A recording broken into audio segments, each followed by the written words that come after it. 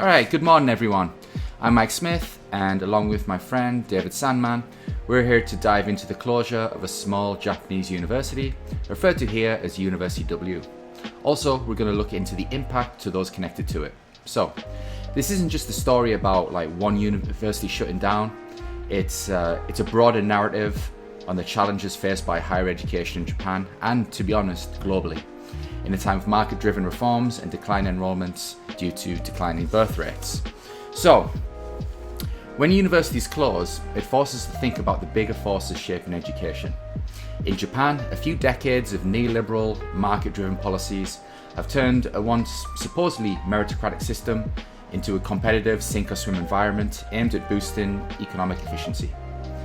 The number of universities exploded from 507 in 1990 to 803 in 2023. But with fewer 18-year-olds, down from 2 million in 1990 to 1.1 million today, smaller schools are struggling. So University W is one of them. In 2023, its parent corporation announced it would shut down within 4 years, citing declining birth rates and student preferences for bigger, co-ed universities. It's not alone. Many small private universities have closed or merged in recent decades. This study looks at how students and alumni are dealing with University W's closure. Using Schlossberg's transition model, it explores how people make sense of and adapt to the change.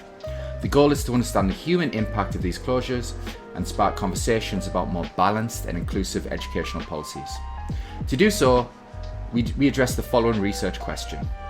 How do current and former students at a small Japanese university make sense of and adapt to its impending closure?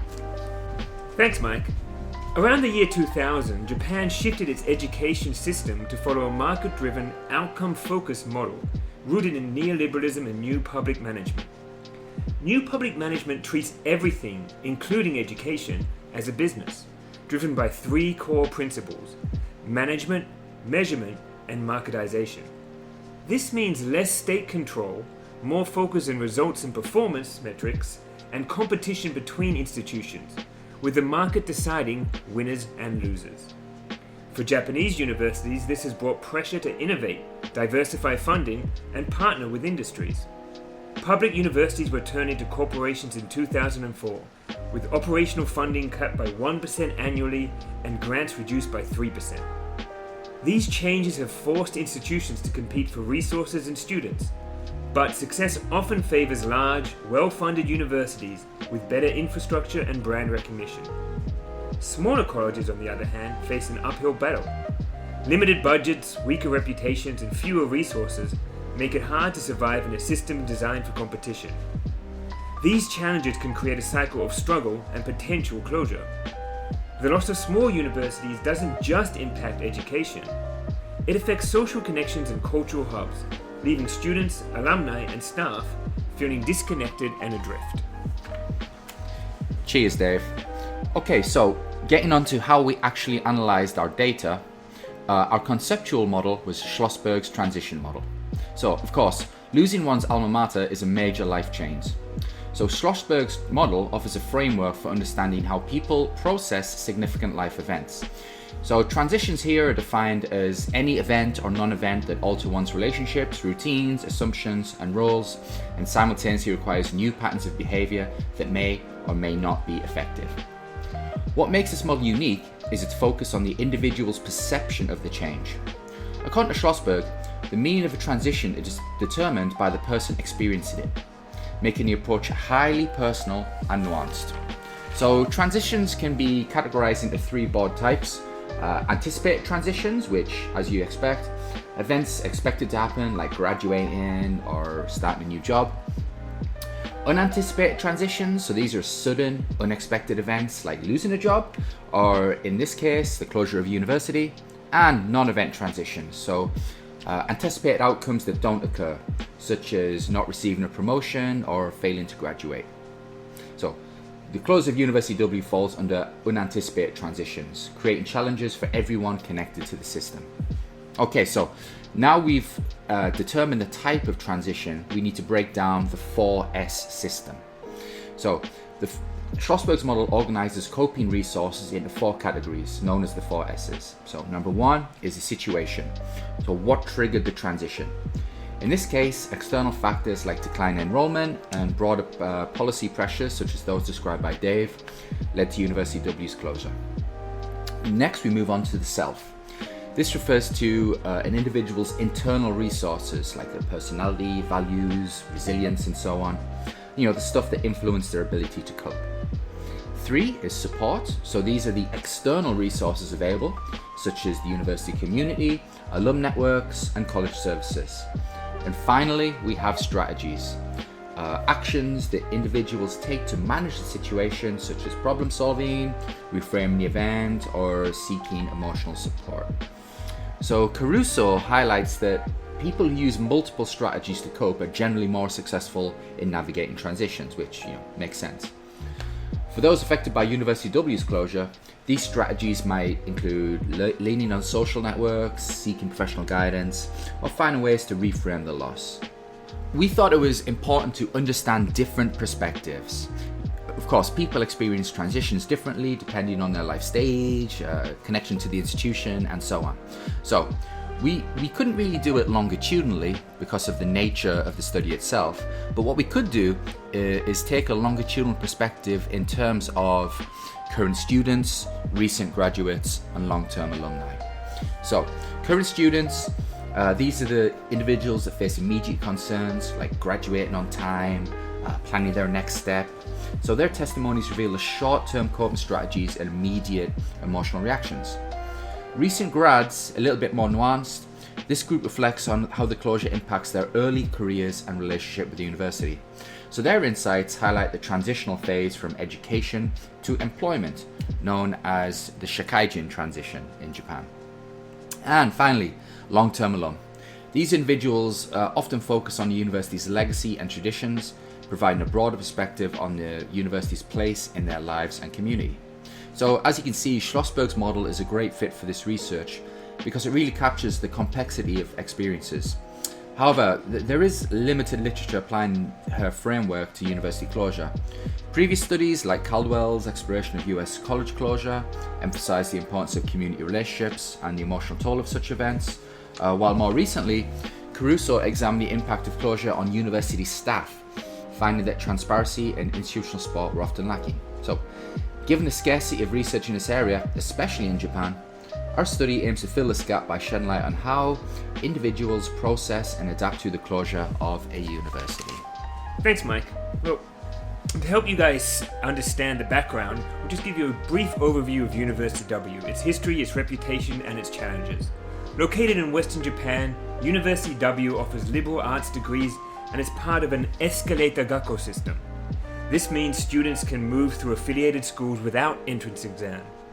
The corporation behind it runs well-regarded female-only kindergartens, elementary, junior high, and high schools. Its high schools are especially prestigious. Just last year, around 200 grads got into top private universities like Kwansei Gakuin, Kansai, Doshisha, and Nitsumeikan. However, University W is struggling. In spring 2023, it enrolled just 24 new students, far below its capacity. To do our analysis, we used Interpretive Phenomenological Analysis to explore how current and former students at a small Japanese university make sense of its closure. IPA is all about digging deep into personal experiences, making it perfect for understanding significant changes. It relies on semi-structured interviews and works best with small, focused groups of participants, usually 3 to 6 people. For this study, we used purposive and snowball sampling to find current students, recent grads, and long-term alumni of University W. Since people interpret events based on their unique perspectives, IPA acknowledges bias as inevitable but manageable. Researchers aim to set aside preconceptions and focus on participants' views.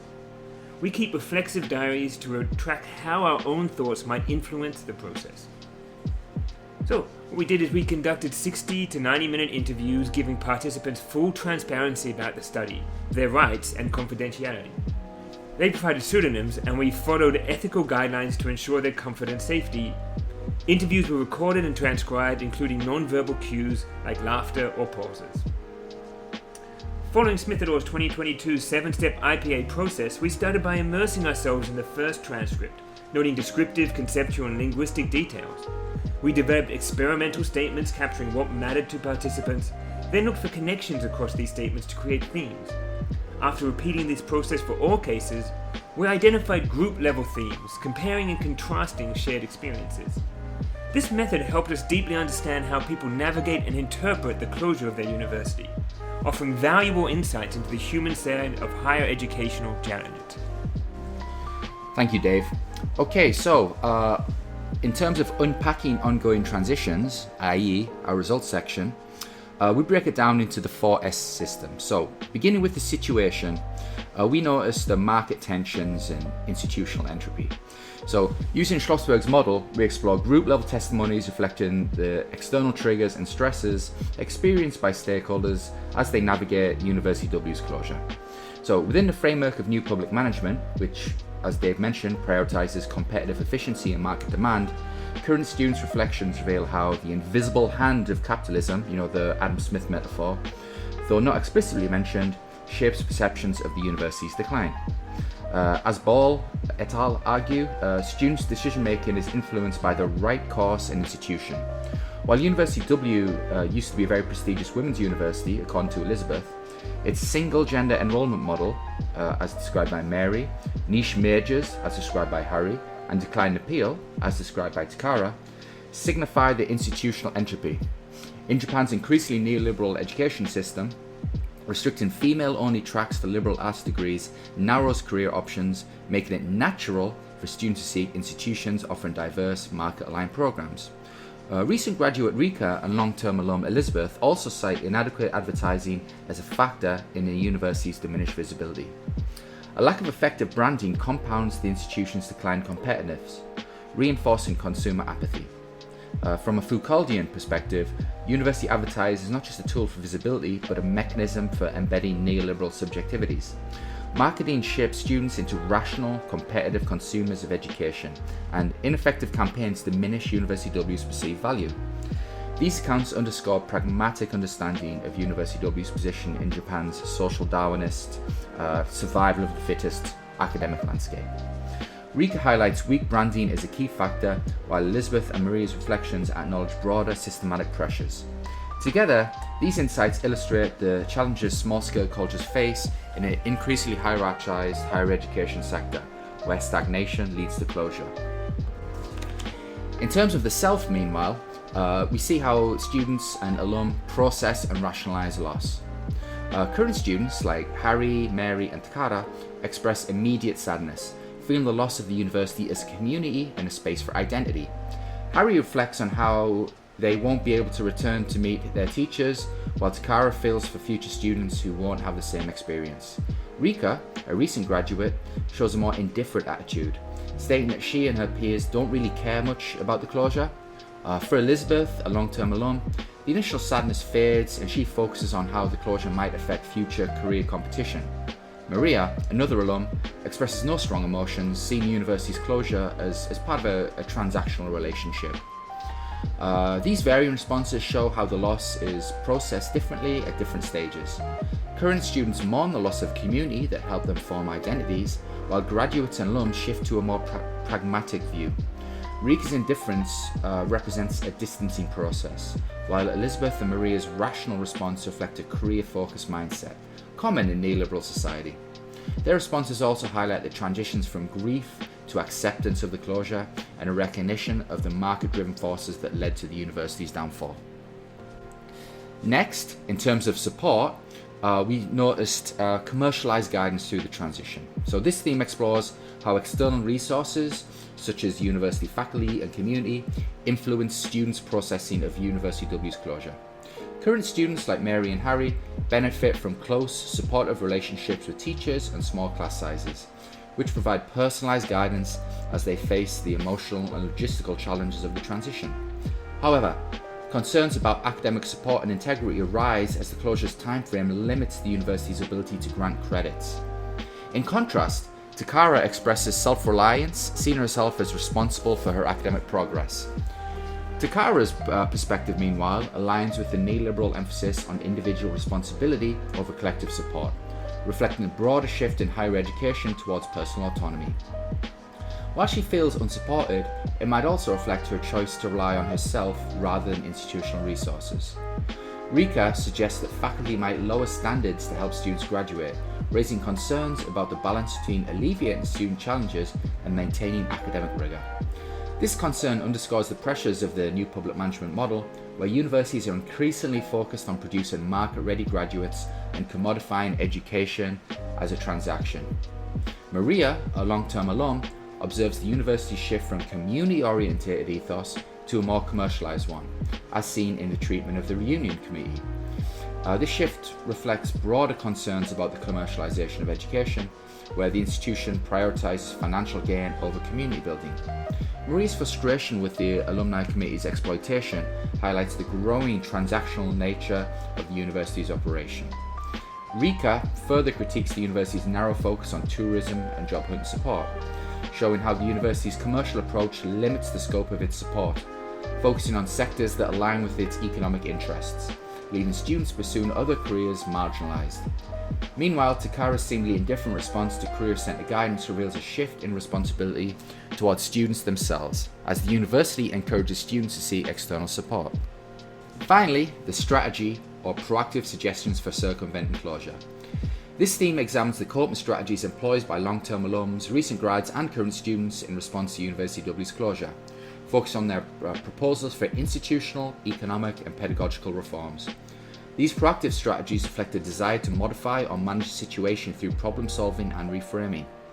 Maria's lack of suggestions reflects the uncertainty and helplessness that can arise when facing unexpected transitions, especially those driven by large-scale institutional challenges.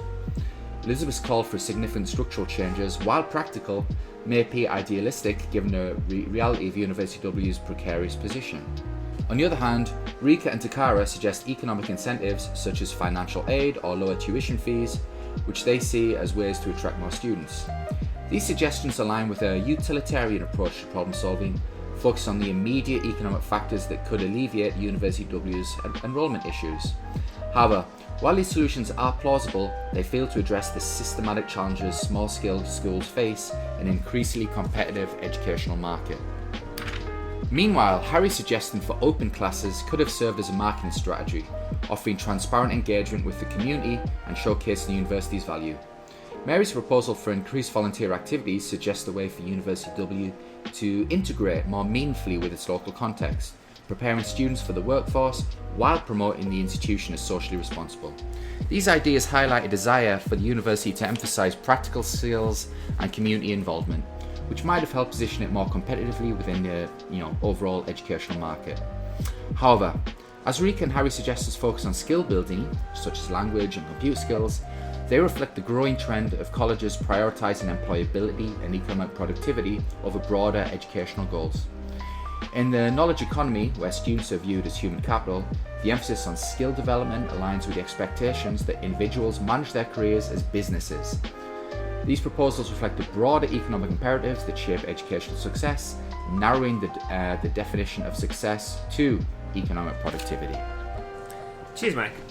This study provides critical insight into the systemic forces at play in the closure of University W, contributing to our broader understanding of the impact of neoliberalism and market-driven reforms in higher education. The analysis explores how market mechanisms reshape the educational landscape, emphasizing the commodification of education and its implication for both institutions and students. Okay?